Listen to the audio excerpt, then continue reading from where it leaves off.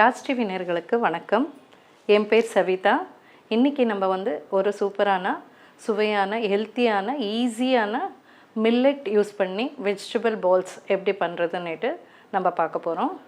அதுக்கு தேவையான பொருட்கள் பீன்ஸ், கேரட், முட்டைகோஸ், உருளைக்கிழங்கு, கொடமிளகாய், பச்சை மிளகாய், ரவை, வரகரிசி, மிளகுத்தூள், உப்பு, soya sauce, schezwan garlic sauce, red chilli sauce, schezwan sauce, green chilli sauce, herbs, butter, grated cheese, எண்ணெய்.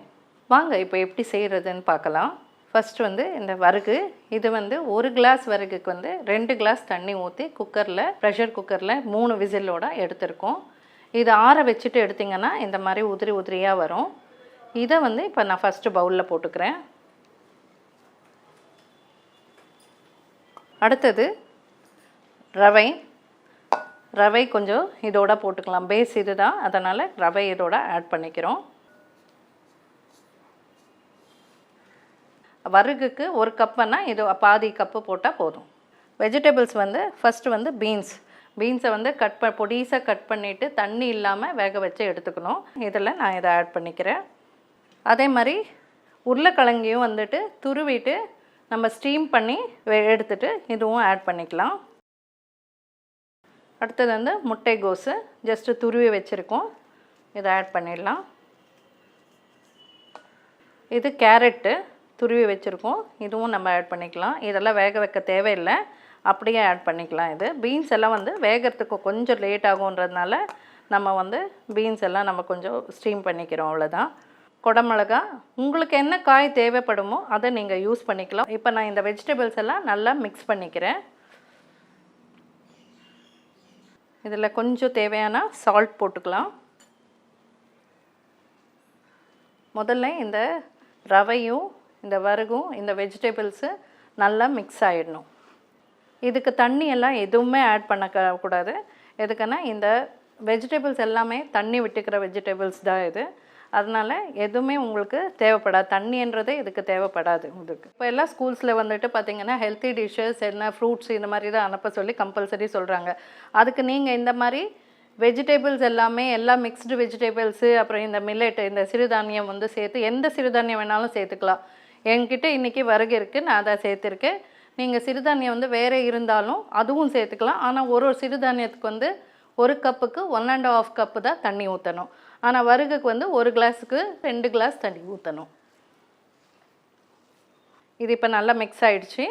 இப்போ அடுத்தது பார்த்திங்கன்னா நம்ம மசாலா எல்லாம் சேர்த்துக்கணும். இதுக்கு மசாலா எல்லாம் சேர்த்தா தான் இதோட டேஸ்ட்டு நல்லாயிருக்கும். என்னென்ன மசாலா வந்து ஆட் பண்ணுறேன்னுட்டு பாருங்கள்.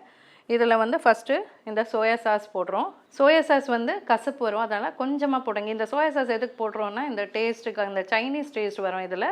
ஸோ பசங்க வந்து அந்த வருகுன்னு தெரியாமல் வந்து நல்லா விரும்பி சாப்பிடுவாங்க. அதனால தான் இந்த சோயா சாஸ் வந்து இந்த அளவுக்கு வந்து ஒரு 2 ஸ்பூன்ஸ் போடுறேன். இது வந்து கார்லிக் மிக்ஸ்டு செஷ்வான் சாஸ், இது வந்து நாங்கள் வீட்லேயே பண்ணுறது. ஸோ அதனால் இது வந்து ஒரு 3 ஸ்பூன்ஸ் போட்டுக்கலாம். இதுதான் வந்து அதுக்கு பேஸ் காரம். அப்புறம் இது வந்து க்ரீன் சில்லி சாஸ், உங்களுக்கு எல்லாருக்குமே கடையில் கிடைக்கும். ஸோ இது அப்படியே ஒரு 3 ஸ்பூன் போட்டுக்கலாம். இது பிளெயின் சாஸ், இது ஒரு 2 ஸ்பூன் போட்டுக்கிறேன். இப்போ வந்து மெயினாக இந்த பட்டர், இதில் வந்து கார்லிக் மிக்ஸ்டு பட்டர்னுட்டு உங்களுக்கு கடையில் கிடைக்கிது, நீங்கள் அதை யூஸ் பண்ணிக்கலாம். ஒரு 2 to 3 ஸ்பூன்ஸ் அப்படி நீங்கள் போட்டுவிடுங்க இதில். இப்போ இதை நல்லா மிக்ஸ் பண்ணிடலாம்.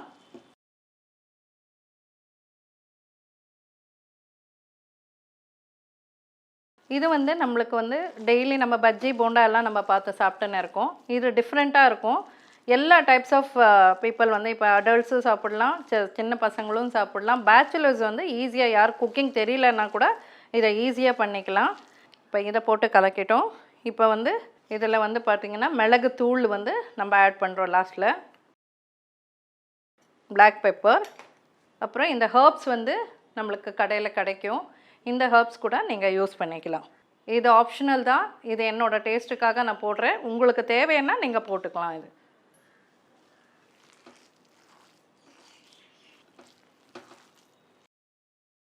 அடுத்தது வந்து இந்த க்ரீன் சில்லி வந்து லாஸ்ட்டில் தேவைன்னா நீங்கள் ஆட் பண்ணிக்கோங்க. ஒரு சில பேருக்கு வந்து அந்த க்ரீன் சில்லி சாப்பிட்றது பிடிக்கும். அதனால் நான் இதை வந்து ஸ்லைஸ்டாக வெறும் ரொம்ப ஸ்லைஸாக வந்து கட் பண்ணி போடுறேன். ஒரே ஒரு க்ரீன் சில்லி, அவ்வளோதான்.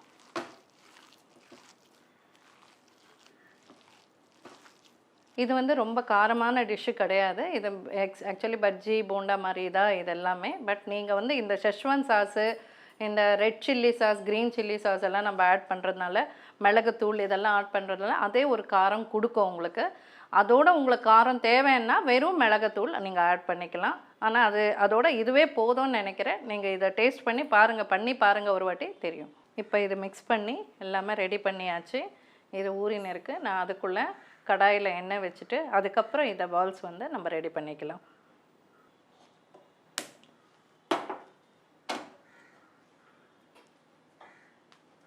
இந்த கிரேட்டட் சீஸில் மிளகுத்தூள், சால்ட்டு, ஹர்ப்ஸு இது 3மே மிக்ஸ் பண்ணி இதை வச்சுருக்கேன் நான். இப்போ வந்து இந்த மாதிரி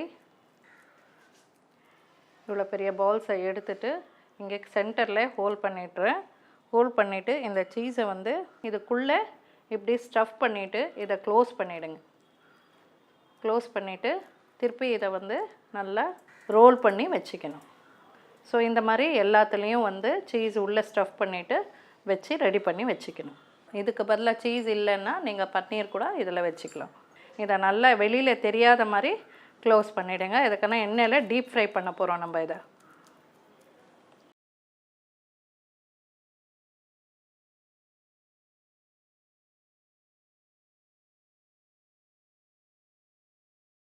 இப்போ வந்து பால்ஸ் ரெடி ஆகிடுச்சு. இதை நான் ரவுண்ட் ஷேப்பில் பண்ணியிருக்கேன். நீங்கள் உங்களுக்கு விருப்பமான ஷேப்பில் பண்ணிக்கலாம். கட்லெட் மாதிரியும் பண்ணிக்கலாம், ஓவல் ஷேப்லேயும் பண்ணிக்கலாம். ஸோ இது அடுத்தது வந்து நம்ம எண்ணெய் வச்சுருக்கோம். எண்ணெய் சூடாயிடுச்சான்னு பார்க்கலாம். இப்போ அதில் நம்ம ஃப்ரை பண்ணணும். இதை கொஞ்சம் போட்டு பார்க்குறேன். சூடாயிடுச்சுன்னா நம்ம போட்டுக்க வேண்டியது தான். சூடாயிடுச்சு.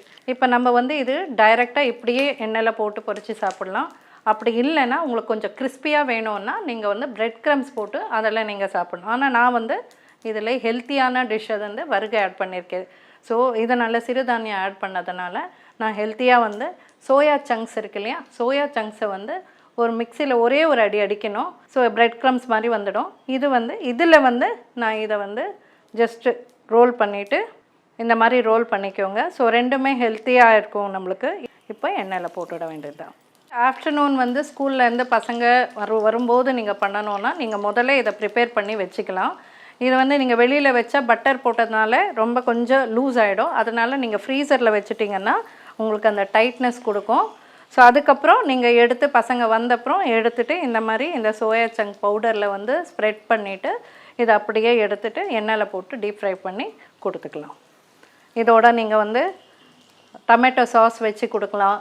எது வேணாலும் நீங்கள் சைட் டிஷ் பண்ணி பசங்களுக்கு கொடுத்துக்கலாம். அடுப்பு நான் சிம்லேயே வச்சுருக்கேன். எதுக்குன்னா இது சிம்மில் இருந்தால் தான் வெஜிடபிள்ஸ் எல்லாம் போட்டு இருக்கிறதுனால சிம்மில் இருந்தால் தான் நல்லா எல்லா பக்கமும் குக் ஆகும், ஈவனாக குக் ஆகும் இதில். அதனால்